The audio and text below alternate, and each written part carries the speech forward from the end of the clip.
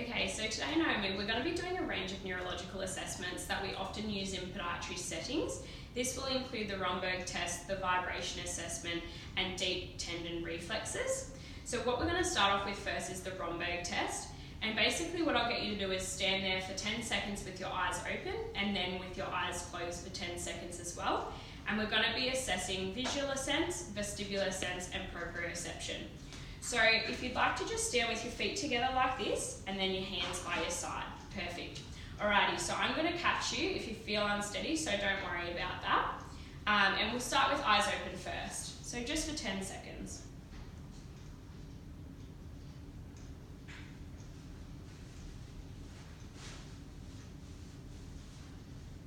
Yep, and now with your eyes closed.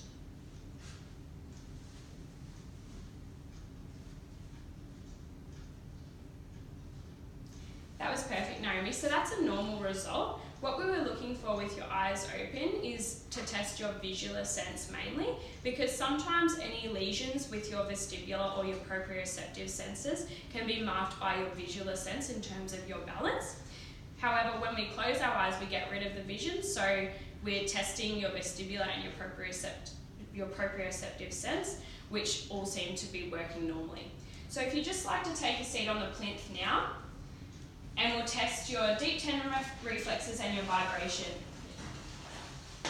So first of all, we'll be testing vibration, which is an important assessment in podiatry, especially with our elderly patients in terms of their proprioception if they're a falls risk.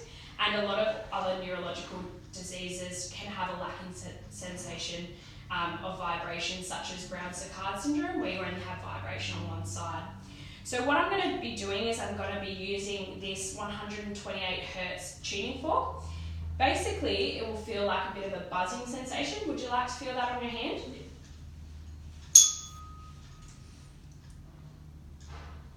Yep, you feel that buzzing as opposed to just normal pressure.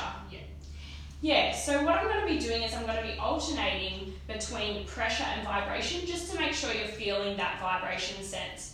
Okay, so what I'll get you to do is close your eyes and I'm going to test both of your big toes or your hallexes.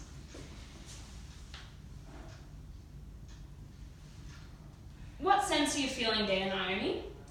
Just pressure. Just pressure? What are you feeling now? Vibration. Just let me know when that stops.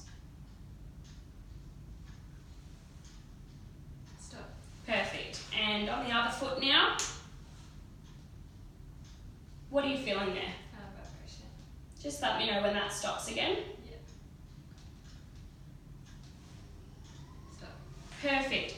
Okay, so what we got there again was a normal result. If we didn't get a normal result today, we'd be moving more proximally to find the vibration for 5 seconds. So we would move to your first metatarsal joint, your medial malleolus, your tibial tuberosity, and the apex of your patella.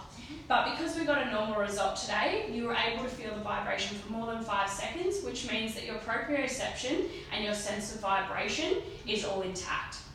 So now what we're going to be doing is we're going to be doing your deep tendon reflexes.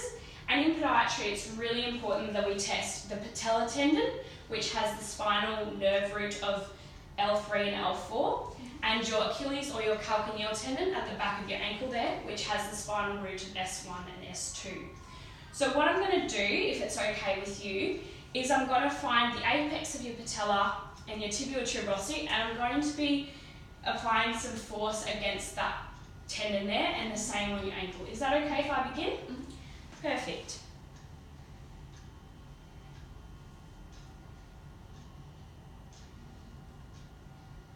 Yep. And it's important to test the same, the opposite side straight away to notice any irregularities between each side and any asymmetries.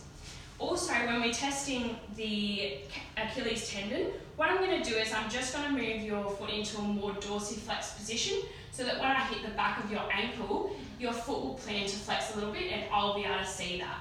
So I'm just going to do that now. Yep, that one was normal. Perfect, they're both normal, and both sides were exactly symmetrical, which is also a normal result. If we were to see a hyperextended result or an absent result, that would be indicative of something like an upper motor neuron lesion or a lower motor lesion, respectively. And if we were to see something like a pendular swing, that might be something to do with a cerebellar disease. Luckily today, you have all normal results, meaning that the way that your muscle reflex goes to your spine and comes back is working properly.